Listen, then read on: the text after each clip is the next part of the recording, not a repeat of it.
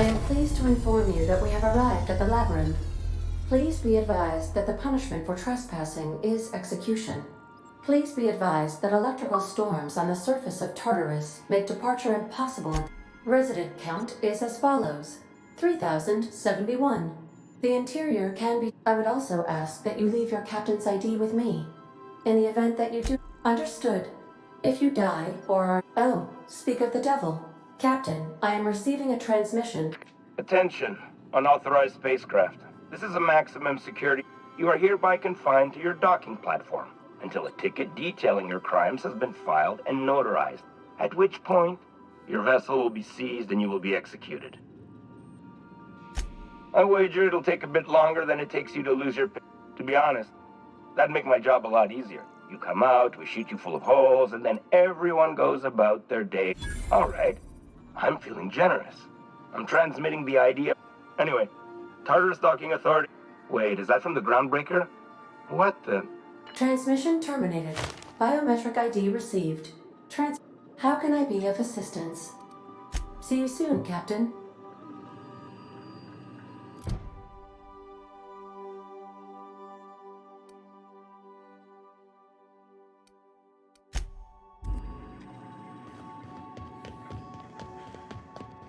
We'll be here, Captain. Or will we? Haha.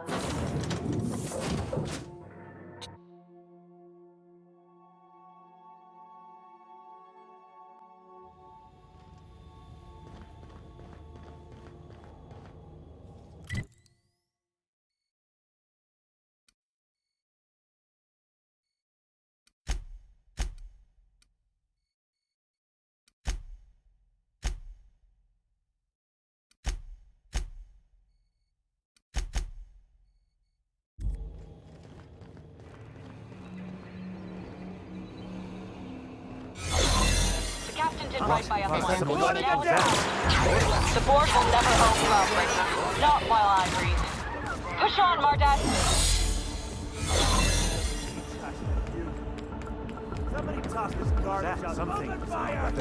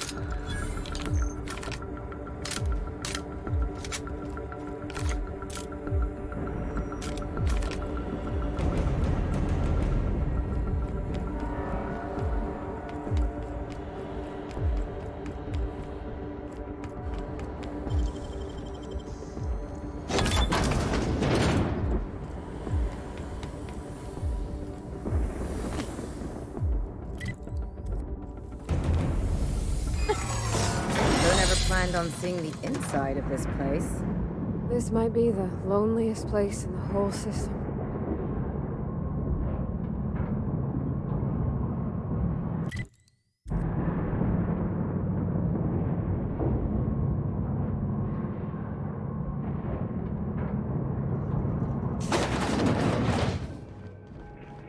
Let's look around. There's gotta be a few ways through here.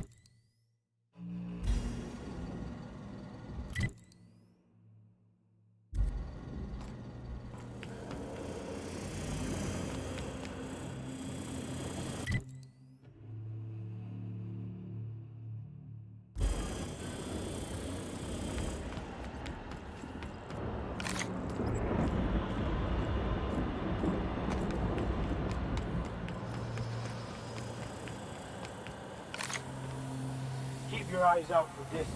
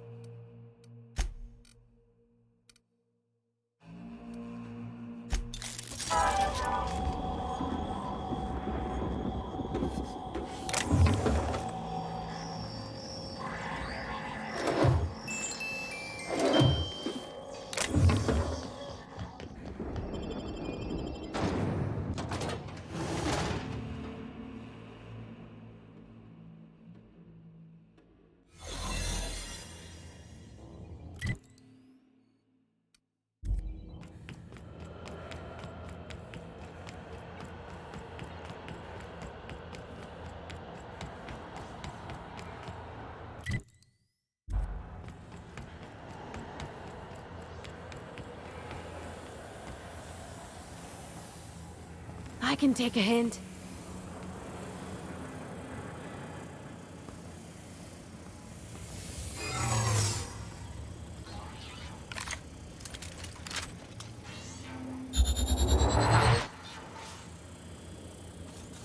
Searching for...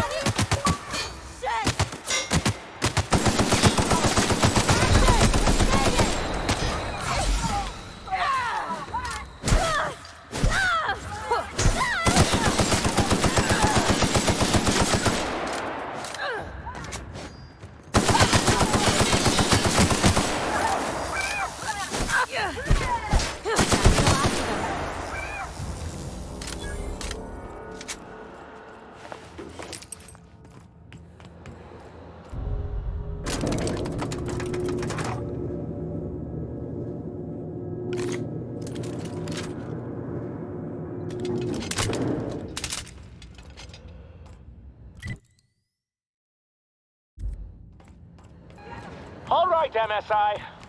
I'm not one for rousing speeches, but the captain needs our help. So, get in there and fight!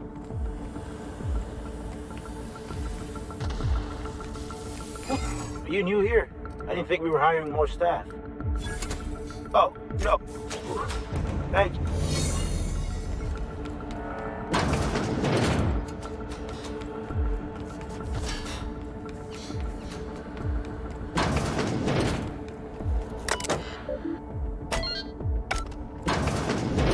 Well, look who it is. I'll be damned. I was prepping the studio for our announcement, and here you are as a bonus. I had heard you'd taken a mechanic under your wing. What's the matter, girl? Couldn't find actual employment? The captain's treated me right. Better than any of you bored folk ever have. I'm exactly where I want to be. Ah, and the wayward doctor. Are you about done with your escapade? These days, I'm more interested in breaking them. Wouldn't mind. When you go off and get yourself shot, try to avoid taking one to the face. I'll want it recognizable to show to my citizens. Haven't you heard? It took some doing, but employing an efficient management strategy of putting our guns to his head seems to have done the trick. Oh, the look on your face, fantastic. but that's between us. As far as my adoring citizens will know, we've turned a dangerous crackpot into a working-class man. Oh yes, go on, wake them up. I don't know what half-baked plans that simpleton in a lab coat is... Let me ask you something, Captain. Have you at any point thought about not fucking up our entire... We're helping, which is more... I'm making actual progress towards stabilization and recovery. You're just getting in the way. If I and my people can ride it out in luxury and happiness, yes, I would. I don't know if you've noticed, Captain, but Halcyon's pretty much a lost cause. I'll admit, there's no shortage of talent in the scientists and engineers there. Look, I'm not an unreasonable man. If you... I can't exactly afford more havoc than you've already caused. Fine. If you survive, you'll need someone to sell the rest of the board on your plan.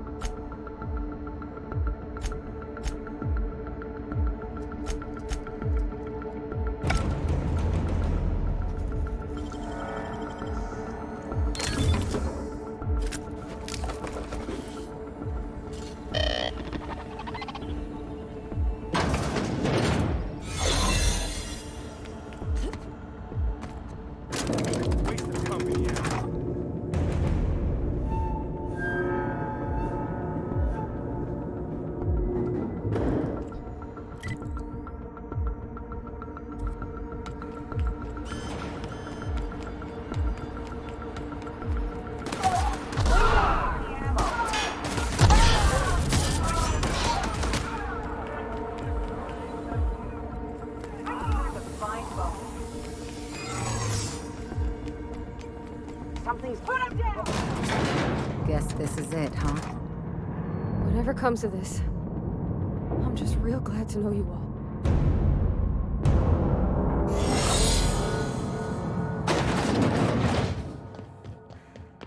Captain, you have an uncanny... You've been working with Dr. Wells from the beginning. You've disrupted the balance of power. You've upset the natural order of things. You've introduced uncertainty, and there is nothing I despise more than uncertainty. I'm afraid I can't. To your credit, Captain, you are one of the colony's finest. For all your talents, you are the enemy of Halcyon, and therefore you are my enemy. You make a nuanced and compelling argument. Dr. Wells is being held in my... All that's left to do is put down this riot, arrest you, and then get on with the bloody business of saving this colony. Fair enough. I'm giving you exactly one chance to parley with me. Interesting that you think I'm going to die here. I believe I'm more than capable of taking you on. Fair point. I don't know how you've managed to defy the odds, but I've devoted my entire life to protecting Halcyon. I'm not afraid to die in the line of duty. Don't you think I know that? Yes, you were always an unknown variable. I tried to recruit you, but you threw your lot in with... Rockwell said that. Chairman, you're lying. This is another one of your tricks. I've been the chairman's most reliable associate.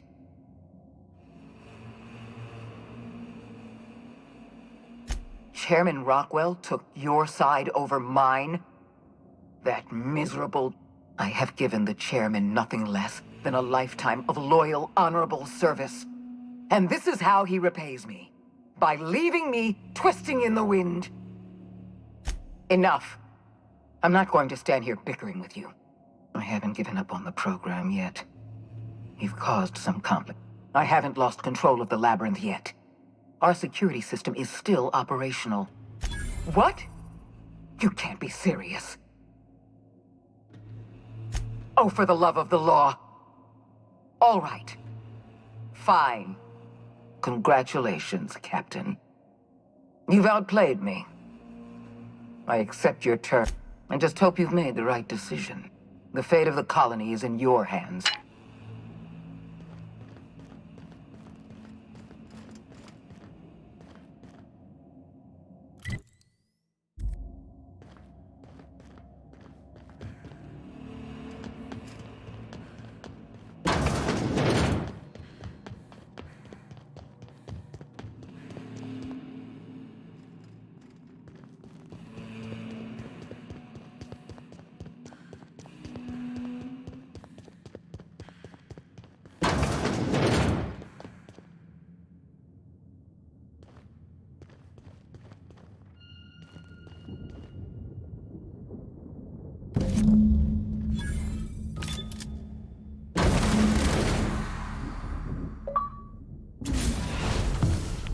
You don't know how glad I am to see you.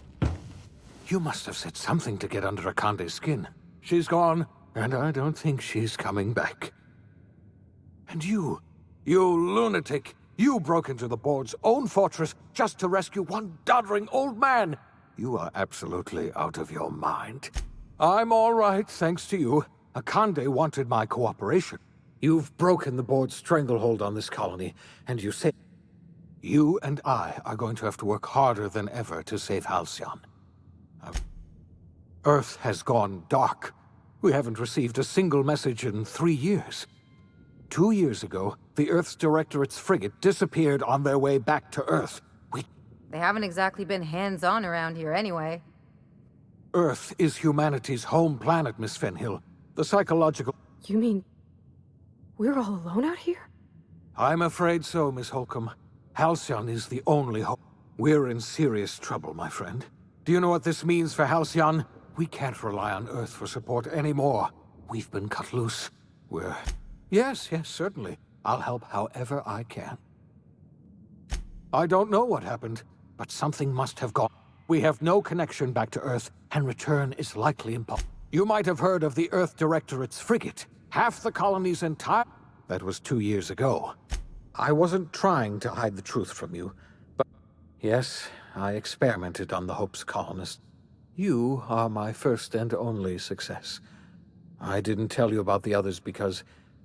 Thank you. Perhaps in time... My apologies. I need to get a hold of my... If you have any more questions... Yes, we must begin the revival process immediately. We're going to need a leader, and I can't imagine a better person for the job than you. What do you say, old friend? Will you help us?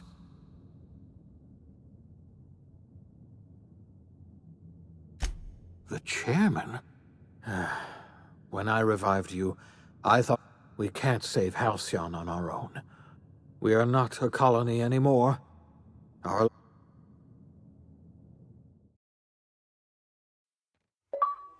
The OSI teaches that everything in the universe happens according to the grand plan. But the stranger that arrived in Halcyon was an unplanned variable.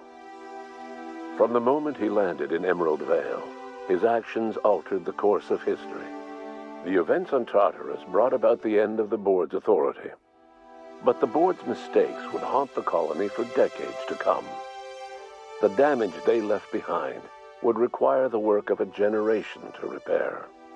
Dr. Phineas Wells began reviving a handful of the Hope's colonists. Engineers, scientists, technicians, and intellectuals. They were among the brightest minds the Earth had ever sent out into the stars. The Hope scientists and engineers woke up in a colony descending headlong into total collapse. With no way to return to Earth, they had no choice but to band together and devote themselves to the cause of saving Halcyon. The people of Halcyon were nothing if not hardy.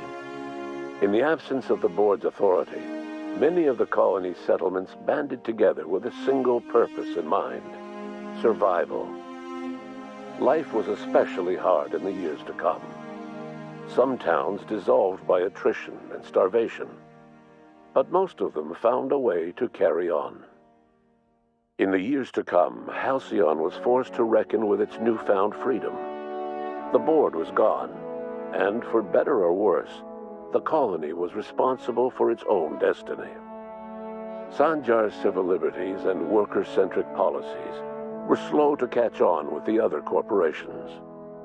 But as Halcyon began its long, arduous journey toward recovery, many of Terra 2's smaller townships started adopting MSI's alternative corporate structure, and eventually became entirely self-sufficient.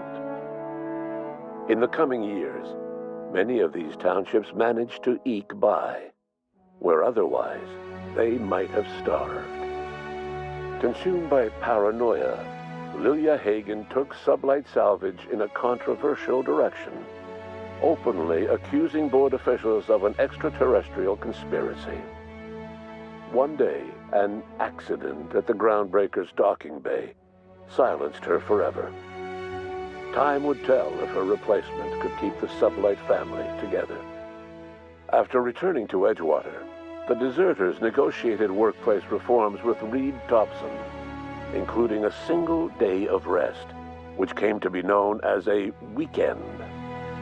As the world around him changed, Thompson found himself pining for the old days. He was known to spend his weekends in the cantina, nursing one of the few remaining bottles of Zero-G, and repeating to himself, "It's not the best choice, it's Spacer's choice." As for Adelaide McDevitt, she tended to her garden in solitude for another year before passing away. Her body was discovered some months later when Reed Thompson paid her a visit in an effort to make amends. Her remains were buried in a place of honor underneath the floor of the Edgewater Cannery. Reed believed this was what she always wanted. Under the leadership of Junlei Tennyson, the Groundbreaker held firm against corporate influence. The ship's mechanical stability gave Junlei the time to educate a promising generation of engineers schooled in her family's traditions. The future of the Groundbreaker looks promising. The rediscovery of the Hope and the abandonment of the lifetime employment program forced Byzantium to come to terms with some uncomfortable realities about the state of Halcyon. While Byzantines were reluctant to surrender the luxuries they'd grown accustomed to, the board's diminished authority gave them little choice in the matter. Nearly everyone had to learn to make do with less. Some even had to get jobs. It was a dark time indeed. Your influence shifted Ellie's perspective. She finally admitted, albeit grudgingly, that she just might need other people. Sometimes. With a steady income from the life insurance payouts, she was finally able to afford a ship of her own. She hired a small crew and flew supply missions to communities on the fringe.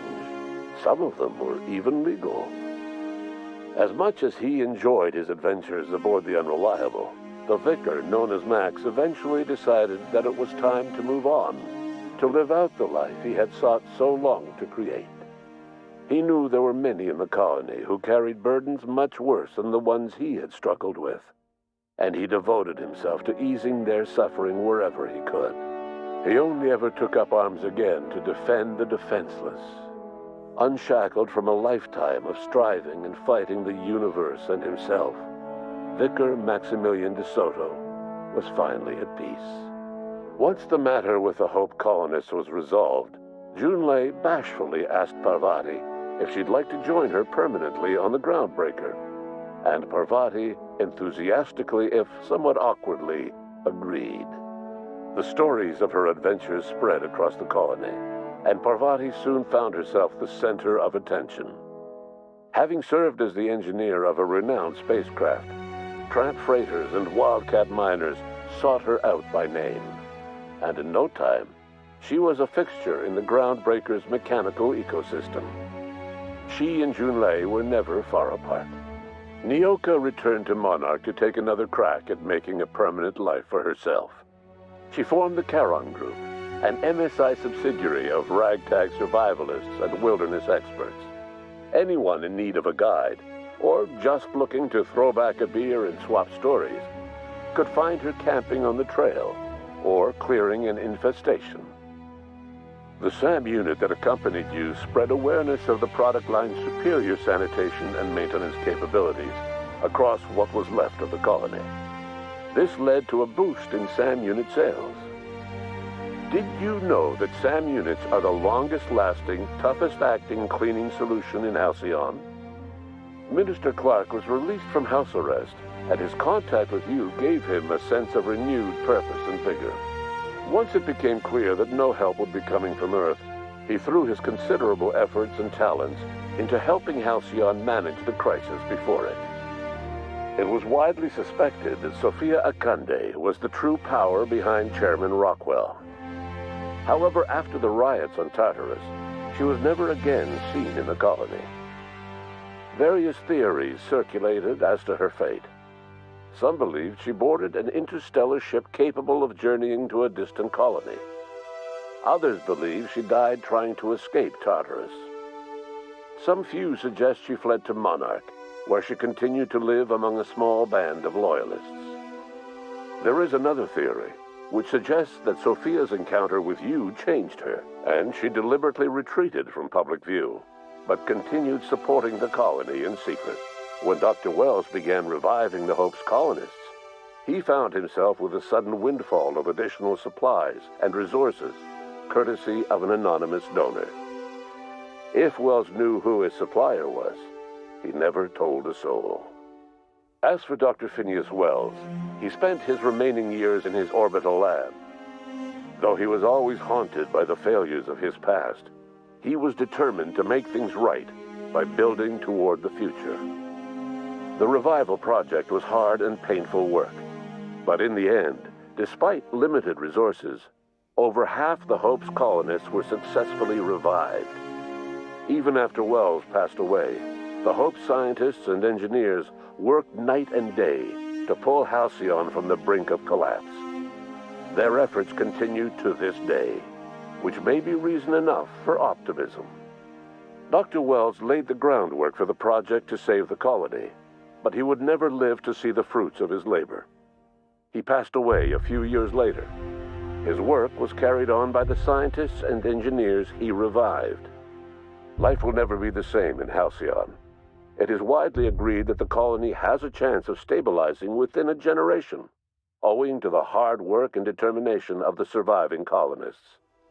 Recovery is a distant goal, and the path is long and uncertain. But the people of Halcyon carry on, determined as ever. And what about you, the unplanned variable in the history of Halcyon? You brought an end to the riot on Tartarus, and partnered with Chairman Rockwell to run the colony together. As Halcyon looked toward the future, you remained a constant presence in the colony's administration. You were never weighed down by bureaucracy, and you never had to dirty your hands with politics. You had people who did that for you. By your influence, Halcyon survived the turbulent years that were to follow. No one knows what's happened to Earth, and no one knows what the future has in store for Halcyon. All we know for certain is this: the name of the Unreliable and that of its intrepid captain will remain the subject of countless stories for years to come.